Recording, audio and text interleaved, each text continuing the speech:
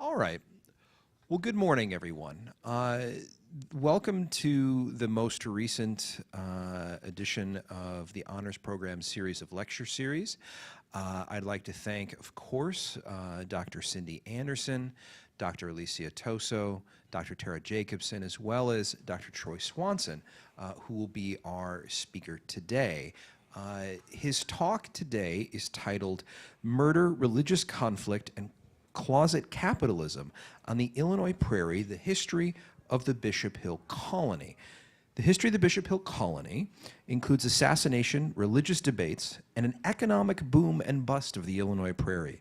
Bishop Hill helped lead the way for the development of the Western Illinois by Europeans. The Swedes at Bishop Hill followed their prophet Eric Janson from Sweden to America, and this talk will explore this history and consider how we view this period of Illinois history. So let us welcome Cambridge, Illinois native, Dr. Troy Swanson. Yes, thank you. Thank you all. Can you hear me okay? Yeah, all right. Well, thank you to Josh. Thank you to the Honors Program for having me talk about this.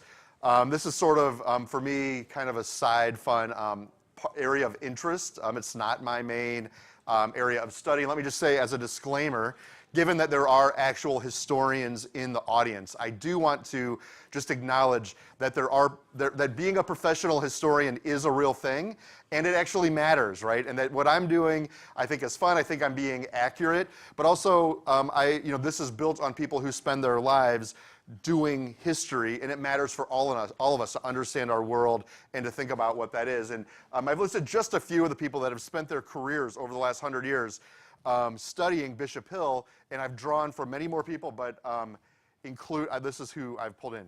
Is this mic, did this cut out? Still good? Okay, sorry, we've had mic issues. So I just want to acknowledge John Wagner, Lily Sutterall, Adam Call, John Norton, and so many others who have brought this history to life. Just to orient us a little bit, so from where we are, just so you get a little sense of it, Bishop Hill, Illinois is a very small town, under 200 residents today, that is about 148 miles to the west of us, almost dead west, not too far south of Interstate 80. So if you got on 80 and just went, you would get there, get off at the Geneseo exit. And we're talking about 178 years ago in the past of Illinois. And there's three towns that I'm really going to highlight. We're going to talk mostly about Bishop Hill because it is kind of the centerpiece and the most interesting. But connected to that is Andover, Illinois. I have a little map here nearby. Also Victoria, Illinois, which is in Knox County. And these three towns interacted for the growth and settlement of Western Illinois. All right, so that's where we're going to be today, just a little sense of it. And why do we care, right? So Bishop Hill was the foothold of major Swedish immigration in the early part of the 1800s that went today. So I grew up, as Josh mentioned, in nearby Cambridge, Illinois, which is right by Bishop Hill.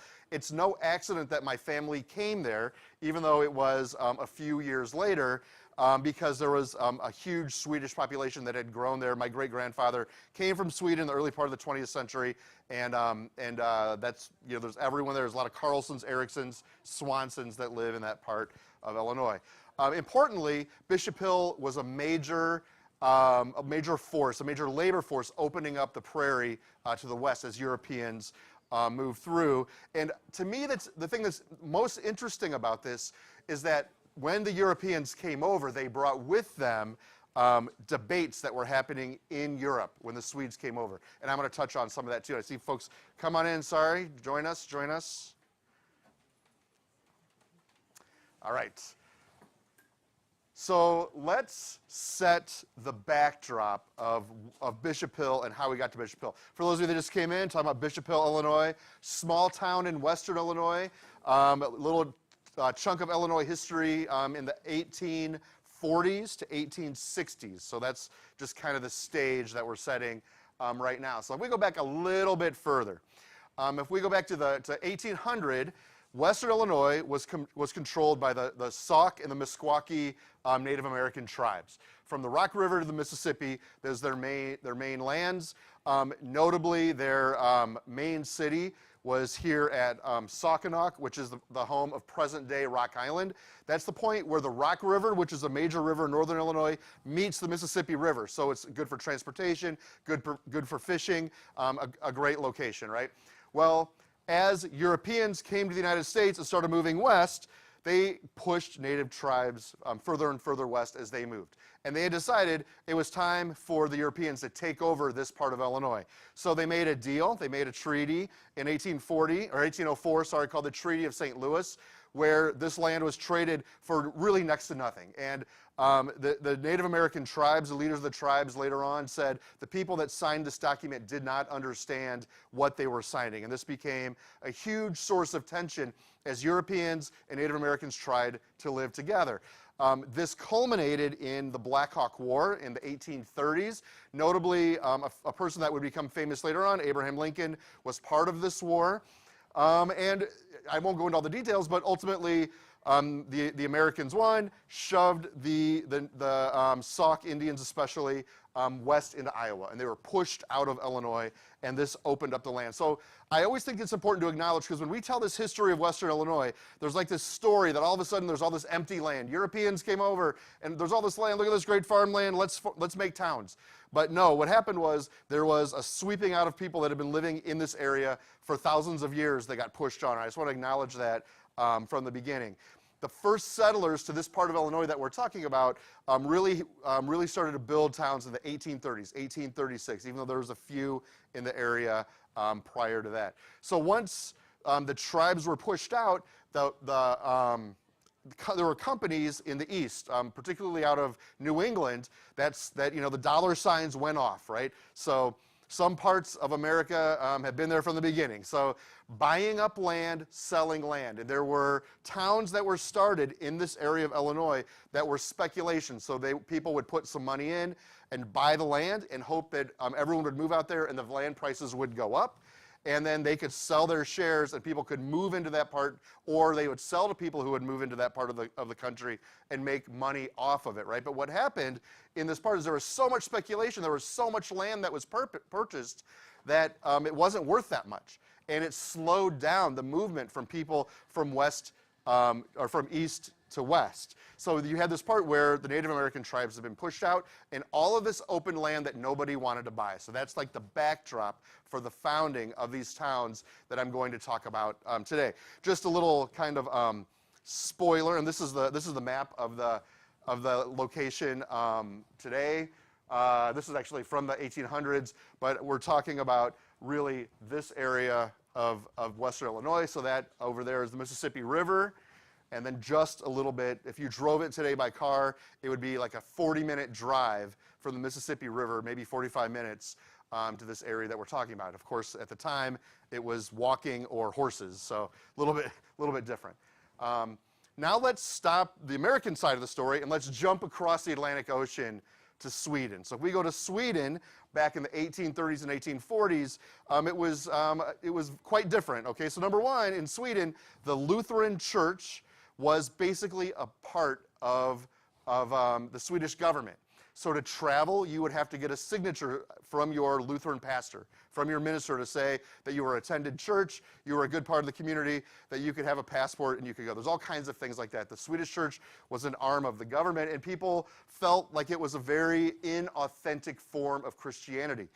Because it was so government controlled. So there were these movements that were happening in Sweden to try to find authentic religion, authentic spirituality, where people would read the Bible in their homes, which was illegal. You couldn't read the Bible without being with a Lutheran pastor as your shepherd, as your kind of guide.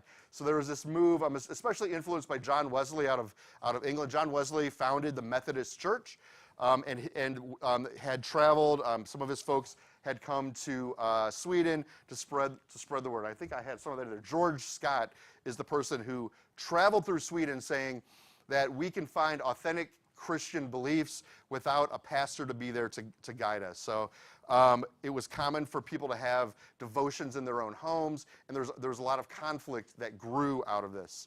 Along with that was this idea of America. What was America? And this had traveled across Europe.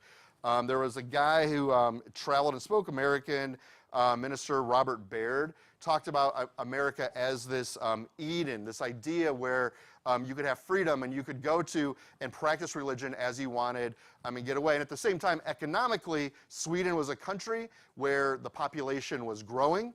but the land was not. The land was the same size. So there was a need for people economically, spiritually, and I think, socially, culturally, to break away. And that's kind of the backdrop of this immigration that came to us. So the scene was set.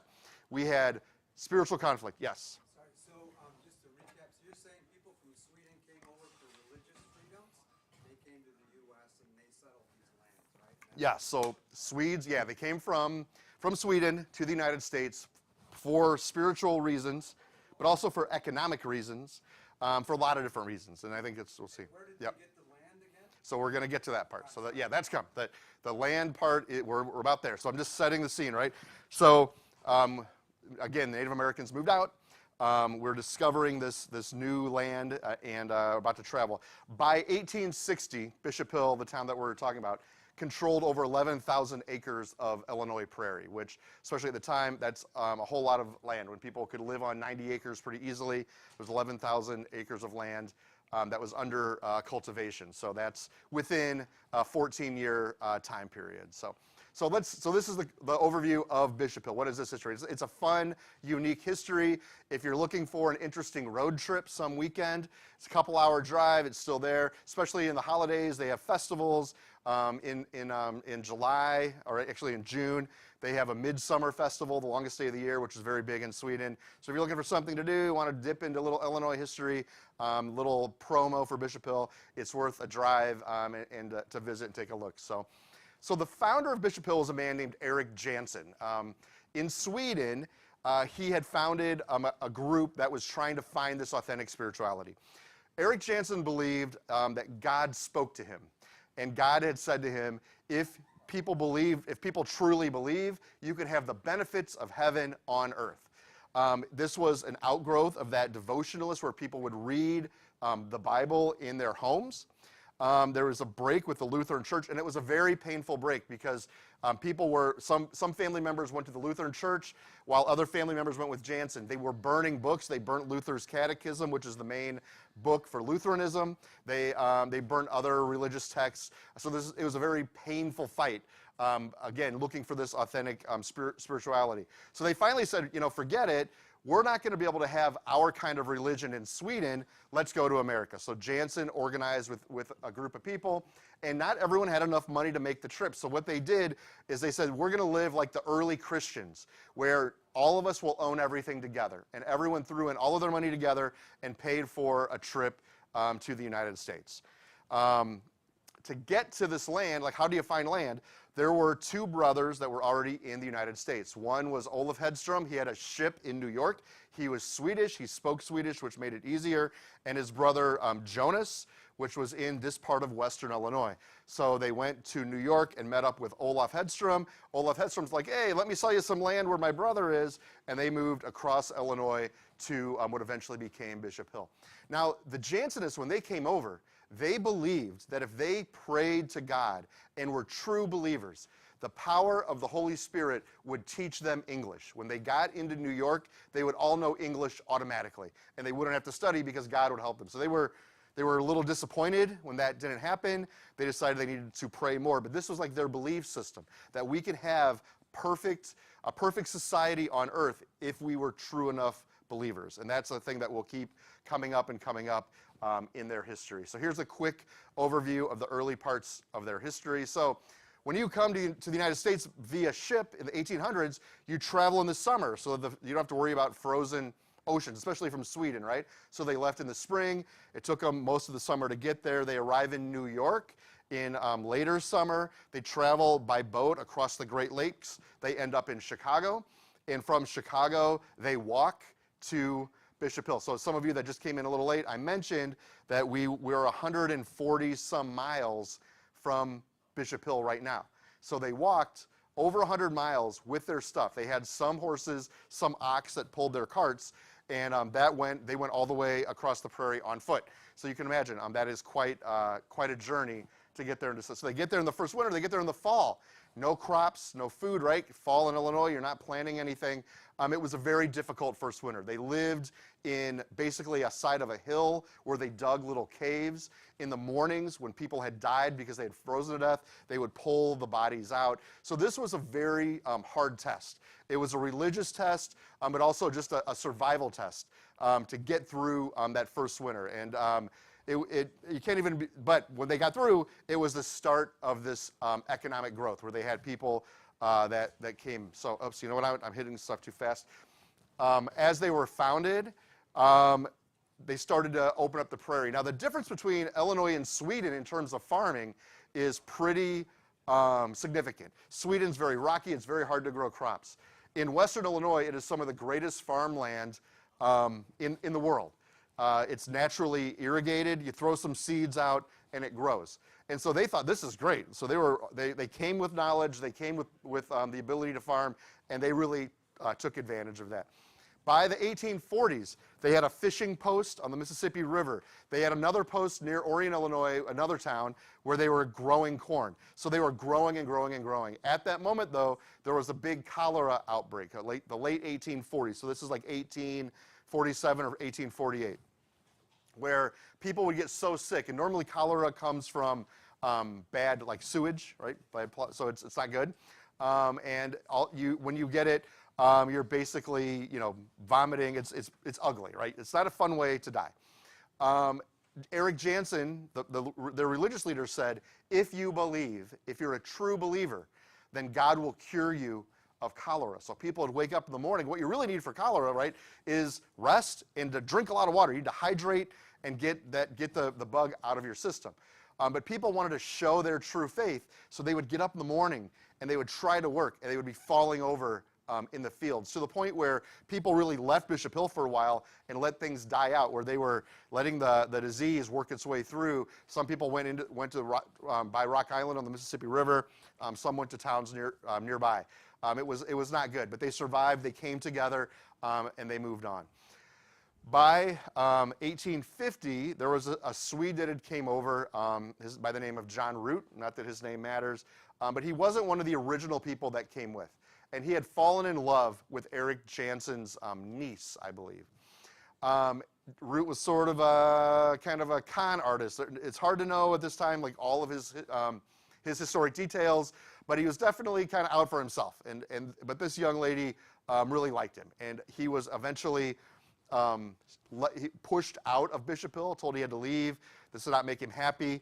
The town, as Josh mentioned in my intro, I grew up in a nearby town called Cambridge, Illinois, which is where the county courthouse was. John Root confronted Eric Janson, the prophet of Bishop Hill, and murdered him on the front steps of the courthouse. And Janson died. And so that was a big emergency for Bishop Hill. Now, of course, and I don't know how much everyone knows Christian theology, but this was their prophet. This was their religious leader. And so when Eric Janson died, they put him in their church for 3 days, just to make sure he wasn't rising again from the dead in the same manner of Jesus. And he didn't, so then they buried him, and they went on. But yes? Do you think it's kind of a cult in a way? So the question was, is this sort of like a cult? Kind of. I mean, cult is a word that's harder to define. At this time, there were all kinds of Christian branches happening, especially across the United States, where people were trying to discover, it's this growth of literacy, the growth of being able to read the Bible for yourself, the move away from having a church authority. In Sweden, it was a Lutheran church. Often in other parts of Europe, it might have been the Catholic Church. This idea that we can understand the Bible ourselves, and we do not need some intermediary between us and God, and that we can. So I wouldn't call it a cult, but it definitely had. There's some things about it, right, where there's one leader, and there's definitely true believers, though, that's for sure. With the death of Eric Janson, the colony, this is where some really unique things happen. So at this time, remember, they all owned everything together. There was no one that owned anything. So they ate in a huge dining hall where hundreds of them would come together and eat together. They had buildings that they all owned. No one person owned buildings. They had like little apartments, and the men would go out and work in the fields. Generally, there were blacksmiths and other specialties, and generally the girls and women worked to make food. And again, there's all different kinds of jobs, but it was definitely broken up in some ways by gender. But everyone owned everything. But the important thing for this part of Illinois is it brought in roughly 1,200 people over this time, which was a lot of people for a county that had about 3,000 people. When 1,200 people show up, that's a lot. They had a mill for grinding corn and wheat. They brought the train lines in to the next town over. They sold, they bought stocks on the trades that we have records for them buying in New York City. They had agents in New York and agents in St. Louis. They sold corn, they sold animals, and it was this big opening up. So if you were a nearby farmer, if without like the infrastructure there, especially the mill to grind grain, it was hard to transform grain into something that we could actually eat, right? But once they're there, then other people could move into the area, and other Swedes, especially Swedes came over, but other people too, that caused the growth of these towns that were not growing. So it built and it built and it built. They sold linen, all kinds of things. They had big weaving operations where women were weaving linen that was getting sold for clothing around the Midwest and around the East. But the town was controlled by this group of like 7 kind of elders. I don't know if that was a term they used, but they ran everything. And they had all this money, so they invested the money in stocks and other kinds of investments. And in the middle 1850s, there was the Crimean War in Europe, which caused a global economic recession, and Bishop Hill lost a ton of money. They lost a real lot of money.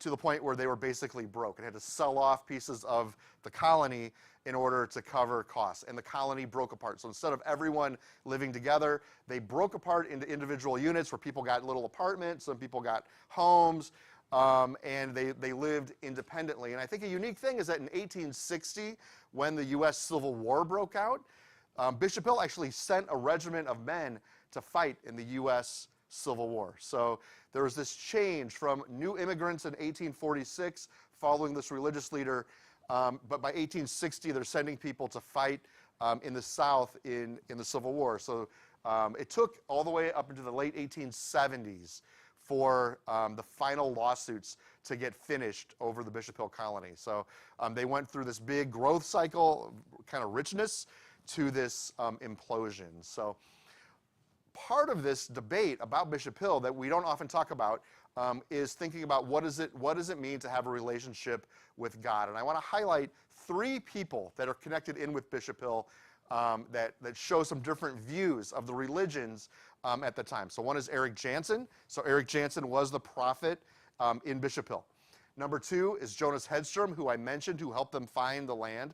Hedstrom was a Methodist pastor, and he was in Victoria, which is a town nearby. And then finally is Lars Paul Esbjorn, who I've not mentioned, but he is a Lutheran pastor who came over from Sweden. So these are the 3 people that were debating on the Illinois Prairie about the meaning of God, and somewhat in the meaning of this kind of new Eden of America. I say that in quotes, Eden of America, so the new land. So just a note, right? Bishop Hill brought over a whole lot of people, but all of them didn't live together at the same time. So roughly, the first wave that came over was roughly 400 people. But not all of them actually made it to Bishop Hill. Some people stayed in New York City. Some people stayed in Chicago. Notably, Eric Janson's brother, Jan, didn't go to Bishop Hill. He stayed in Chicago. And to this day, if you go to the north side of the city, to Andersonville, that was the Swedish neighborhood in Chicago, and there's still some hangers-on of Swedish descent up there. But a lot of folks started through this immigration into that area. So they'd go to New York, they would go to Chicago, they would then move out further west. And again, similar to immigration stories that we hear today, where people come from their home countries, they come somewhere where they have family and friends, and then they figure out how the next step is, if the next generations or where they move. I think this story mirrors many similar immigration stories. We're estimating that roughly, there wasn't probably more than 500 people in Bishop Hill at any one time, maybe 1,000, but I don't know if I buy that number. So people would come, and then people would move on, okay? So they were looking to start new communities. So let's talk a little bit about, and I mentioned this to say, excuse me, I mentioned this just to say that when we're having these religious debates, the people who get frustrated with living in Bishop Hill go on to be on their own, and they're looking for their own religious leaders and to find. So this is the population where these debates are happening, if that makes sense. So Eric Janson, I mentioned a little bit. His theology is really influenced by Methodism. So this idea of perfectionism, where you can use your belief to have a perfect life. You can use the power of the Holy Spirit to have the rewards of heaven right now on earth. So why wait? Have it now, right?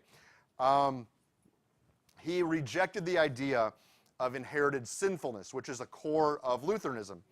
So just to stay with me here for a second, the Lutheran belief, which was the core of in Sweden, was that we were born as sinners.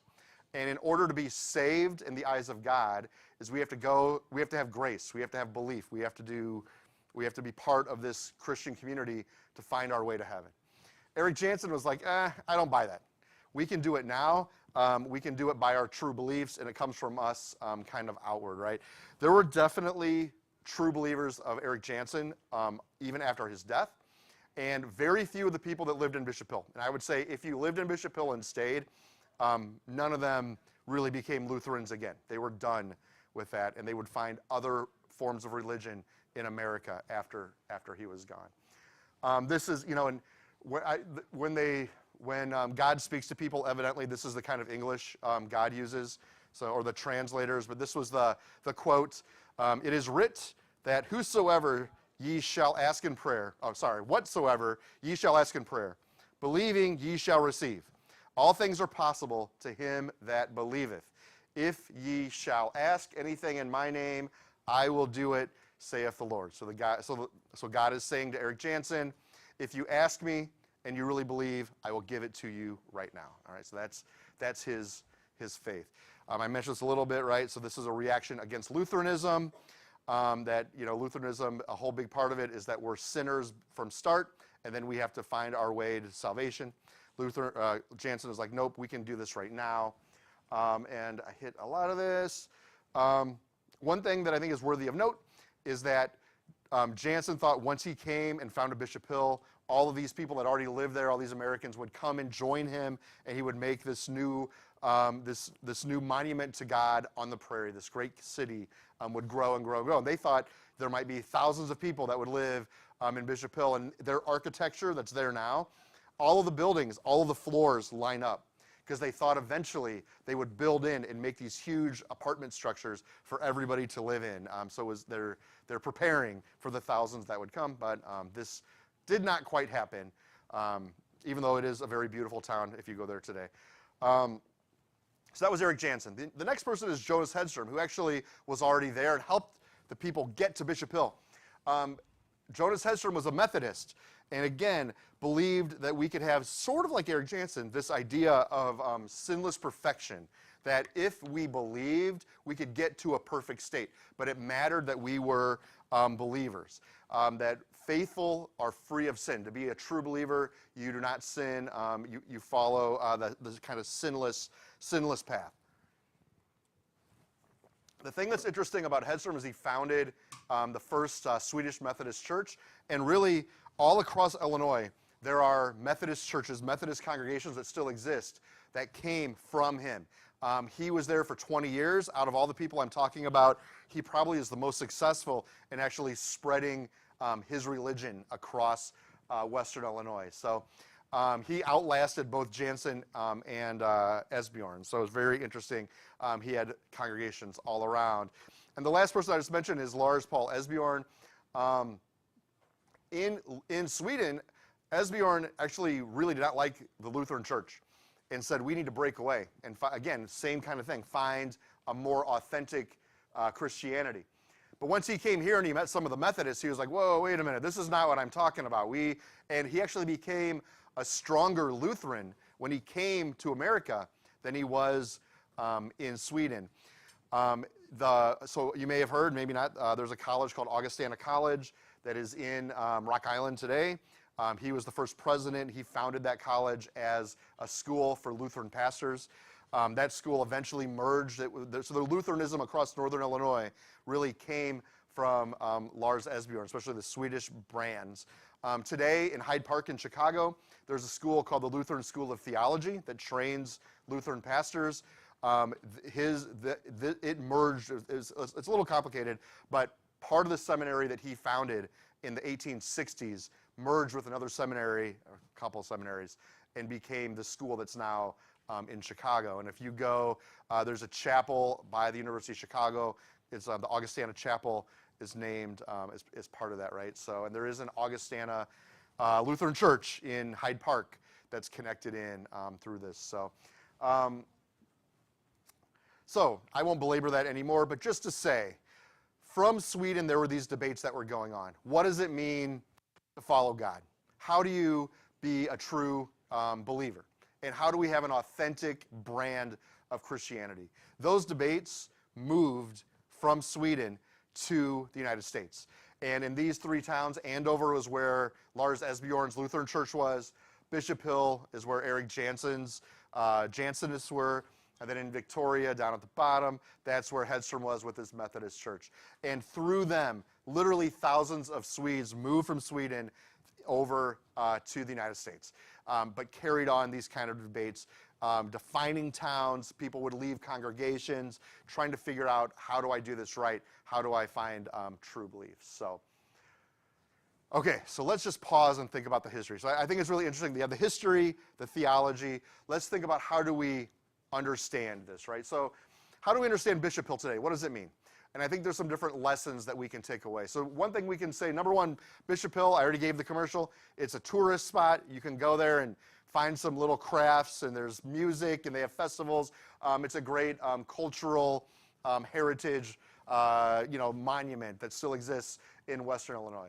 But for sure we can document. There are things that happened in Bishop Hill, and how do we understand them is left for us today. So let me give you some different ways that we can understand Bishop Hill. And I think just right off from the start, right, the part of the European conquest of North America. This was one step further in the 1840s, pushing out native tribes. By the time the Swedes showed up, those tribes were gone, but the land that they had already cultivated was there waiting to be taken over, and they did. So that's one part. This is a part of that larger story of Europeans moving west. Another is this idea of utopia, that we can come to America and find this perfect society. And we see this all around the history of the United States. The Mormons, which were also at Nauvoo, they moved west to Salt Lake City in Utah. They had conflict. The Amana colonies in Iowa, the Shakers, I believe in Pennsylvania, Shakers, right? Does that sound right? There are many, many stories of people thinking, I'm going to find the perfect utopia in the United States and bring my religion with me, and everyone's going to join, right? So that's another way to think about Bishop Hill. This is the Bishop Hill steeple building. This was their cornerstone there today. This is now a museum that you can go through and see how people lived at different points in the history of Bishop Hill, which is pretty great. Another thing, communist but not Marxist. So Bishop Hill was founded before Karl Marx wrote about being a communist, but thinking about living together where everyone owns everything. And if there's different times that you could peek at in the past, this is a building called Old Big Brick. It burnt down in the 1920s, which was a real loss. But it was basically a big apartment complex. For a time, it was like the largest apartment building outside of like New York City. Hundreds of people could, I don't know, hundreds, yeah, maybe hundreds. And they had big dining facilities in the main floor, big kitchens, and people would come in and eat together and spend time together. And what a way to grow up and live kind of in community. Probably drove you a little crazy sometimes. Talk about like your neighbors knowing your business. Well, I think probably really knew your business in this case, but also that you were part of a rich culture that came over together, right?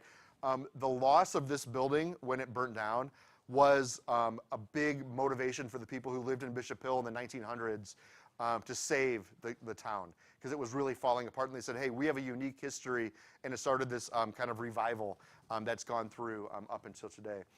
Then we had the communists. Let's think about it as capitalists. This was a money-making endeavor. There's no doubt about that. They opened the prairie. They sold to other non-Swedes in the area. Ignore that. That happens sometimes. Just a little alarm going off. They were an economic engine. And the development of Western Illinois, the immigration from Europe to that part of Illinois would not have happened without Bishop Hill being there and opening it up. So they brought the trains. They traded across the U.S. And I mentioned this enough, but I think there's a really unique immigration story here, right? And this is just a map. The red is higher concentrations of Swedish folks. The blue is less. The gray is none, right? So you can see at that time, the eastern part of the United States was settled.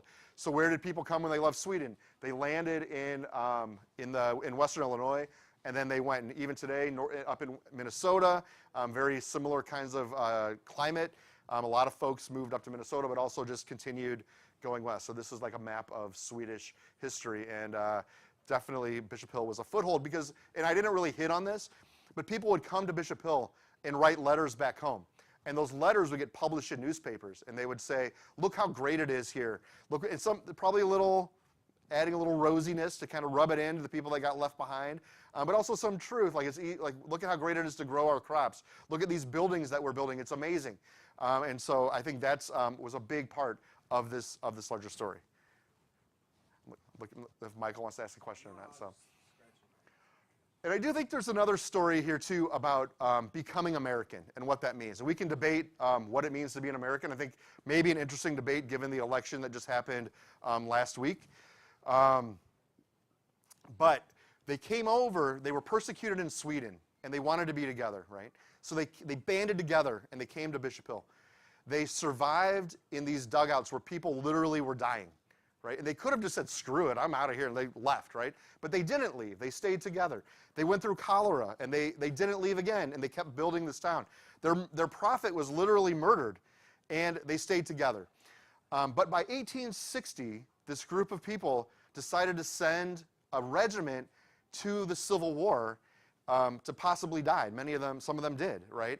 So what happened between 1846 and 1860 that they would be part of this larger conflict in our history? And there's a change there, right? So, and I don't know that I have the exact answer of what that means, but they stopped thinking of themselves as Swedish and somehow started thinking of themselves as American and took those steps. I think that's a really interesting story that I think has a lot of relevance for us today, right? And I think, finally, this battle of ideas, searching for God, that happened in the western part of Illinois. What does it mean to be a believer? And these fights that happened in the old country that came over to the new country. That's another way that we can understand that as communities that are immigrating to a new place, how do we bring our history, how do we bring our culture with and contribute that to the larger story that's going on? So I think for us, we can look back and learn all of these things from Bishop Hill as one small example of kind of a small part of Illinois history, a big part of the history of that side of our state. But we have this unique kind of view that we can see our own diversity in our past. And I always like this quote, if you would just bear with me if I read you one quote. This is from Jonas Olson, who was one of the original settlers of Bishop Hill. In 1896, they celebrated the 50th anniversary, and he was there, and he said this, it would be a great comfort if we, in our old age, could be spared witnessing the destruction that has recently threatened us, and if our descendants, after we have gone to our fathers, have nobler things to view when looking back on bygone days than a ruined place intended as a dwelling place for the people of God. So he's saying, I hope that when people look back at us, they find something better to look at than a crumbling town and a little town. I think we can do that. I think we can look at this history and say, this is a great contribution and an interesting story that we can all learn from. So, and that's the end. I'm happy to take any questions, and thank you all.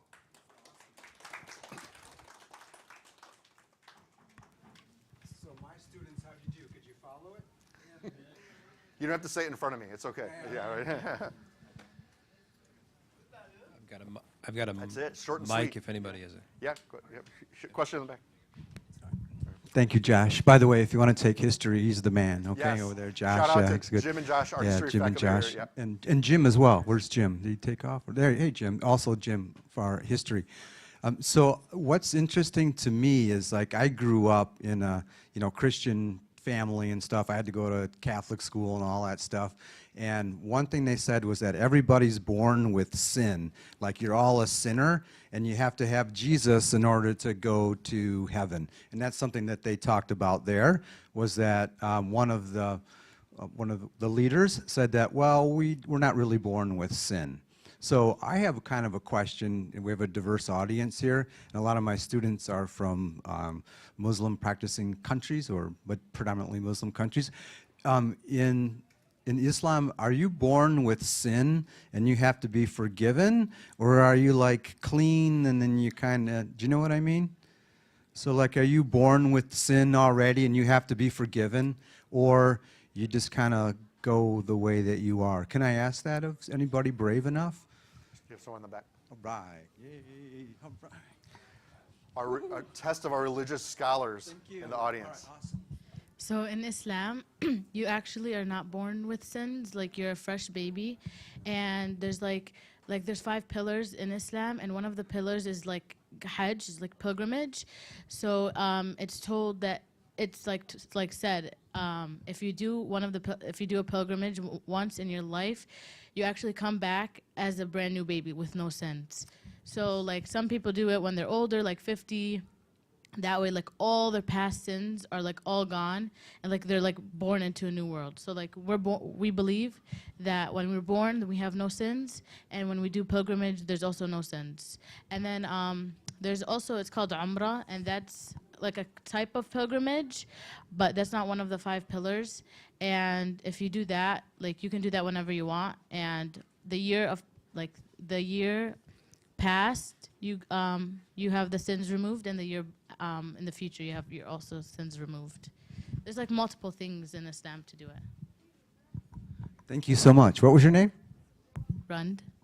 Thank you very much. Nice. you. I have another question. I'm taking over now, Troy. Good, Sorry, go man. ahead. It's all right. Go for it. So you mentioned assimilation. Do you guys remember what assimilation is? We talked about that a little bit. What's assimilation? Do you know what that is?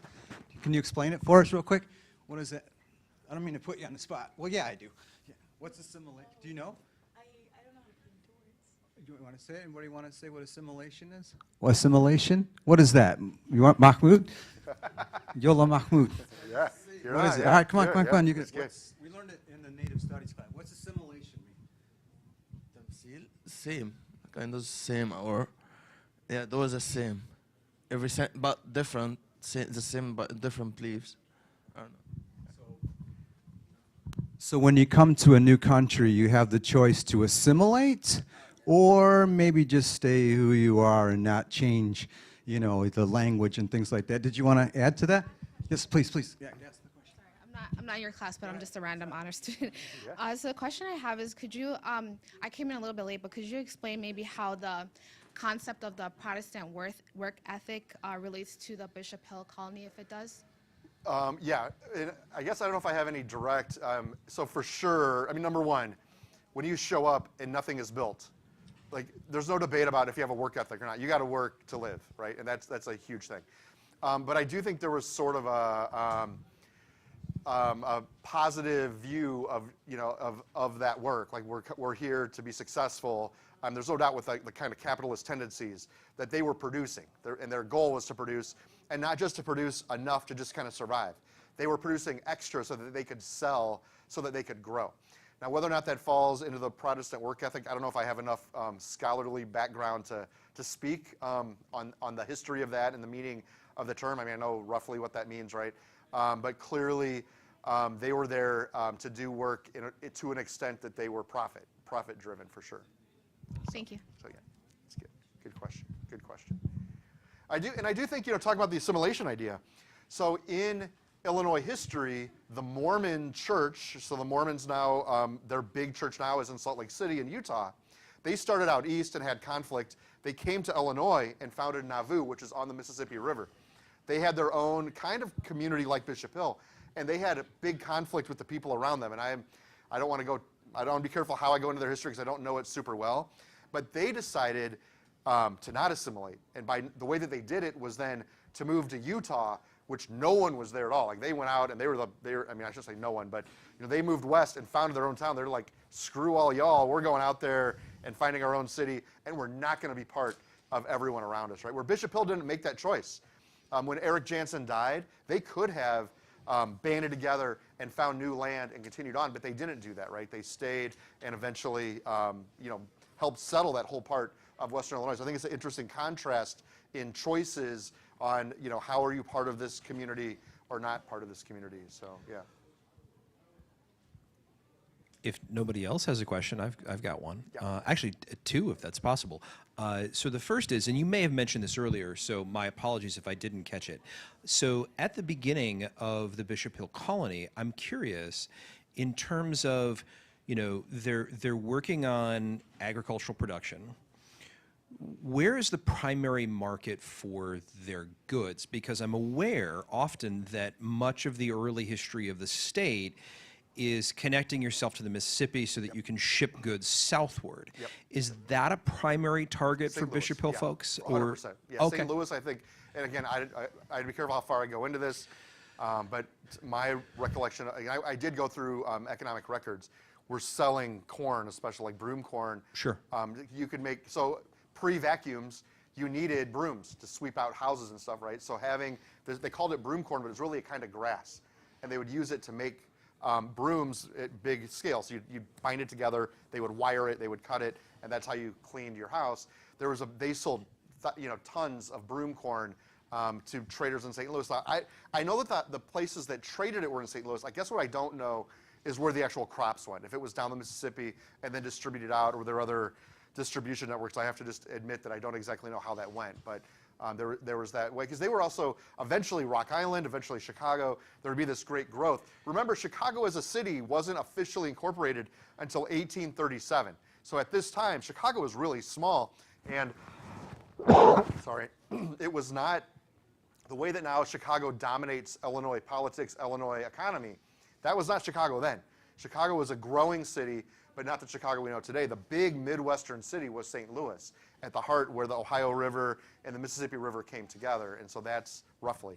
And so that's and I guess the Missouri is there. So I'd be careful of my geography. But a big trading ground was St. Louis. So yeah. What was your other question?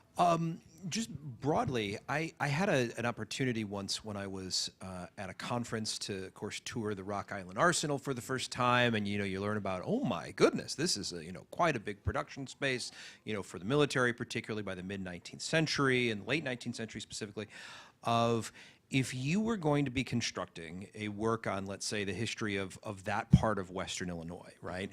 Building obviously around Bishop Hill, and then of course obviously a chapter on Cambridge or Galva. But what other maybe cities or spaces for you would absolutely have to have chapters in that story if you were going to construct that history? Yeah, well, and in so many ways, it is a story of the trains, as the train lines came through. And the big city, even the towns that are there now that are still the larger ones, are founded on those lines. So like, for instance, Kewanee, Illinois, major industrial town for a long time, built boilers that heated homes. The Quad Cities. And also know that, like, as Illinois became a state, the Mississippi was the boundary, was the frontier of the edge of the United States of America, right? And we owned land beyond, but for a while that was it, right? And then building the first bridges across. In fact, Abraham Lincoln was a lawyer in one of the first lawsuits on one of the first bridges across the Mississippi. So getting across the Mississippi was a big thing. So the edge of the Quad Cities where Illinois and Iowa come together, it's one of the largest sections of the Mississippi that actually runs east to west. So it comes down and it turns and then it goes south. And the northern part is the Iowa side, and the southern part is the Illinois side, and that's Rock Island and Moline, and Bettendorf and Davenport, Iowa. Rock Island, Moline, Illinois, Davenport, Bettendorf, Iowa. So that's the hub of transportation. Eventually there were rapids there. There's a big dam there that now evens out those rapids so that you can make the Mississippi navigable, so you can actually have boats go up and down the Mississippi. There's a lock and dam there now where you can, you start at one level of Mississippi, you go in, it drops you to the other level, and you move on. That's a huge shipping corridor. So from the Great Lakes of Chicago, down the canals in Chicago, which are right here, like we're right on them, right, to the Illinois River, down the Mississippi River. And so those are that when you had mud roads and wagons and horses, the best way to travel was by water. And that was a huge part of the development of northern Illinois as a whole. So, yeah. Okay. I can see the eyes glazing over. I think we're at a good point. One more. Yeah, one more. Yeah, I don't want to ask too many questions, but yeah, I do please, have a that's question. So, like, how are communities like Bishop Hill that were, interacting with other local communities through trade and business, et cetera, Yeah. but kind of cloistered in their own little, circle? How are they seen? Do we know how they were seen by outside communities? I mean, obviously, America Yes. is a country that really supports people being like economically prosperous. We look up to people like that. You could see from our current president. But at the same time, I think that we also don't really like when people kind of like club in together and don't blend in with the regular quote unquote like normal society. So do you know how they were seen by their peers? I think it's very fair to say we had some speakers in the library over this term that have talked about this. Really fair to say that there's anti-immigrant sentiment in this country at all different points, right? Not a new thing. So I think it's a really good question. How were these new immigrants seen as they came in? And there are some newspaper articles that exist from local papers around northern Illinois that actually start out being like, you got to watch this group over here, but they kind of seem okay. And as the history goes on, you can find more positive kind of reviews of what Bishop Hill is. One of the things that I did some research on Bishop Hill, you can see, so at the time, even though to us, this area is very small because of cars.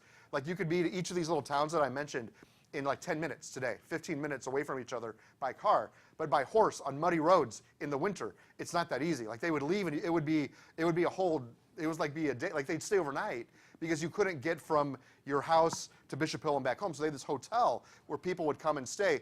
And in the archives at Bishop Hill, they still have the ledgers of all these people that stayed there. And we don't have solid documentation, but I think it's a fair argument to say, how did Bishop Hill people learn about Americans and learn what it meant to be the news of this larger kind of thing?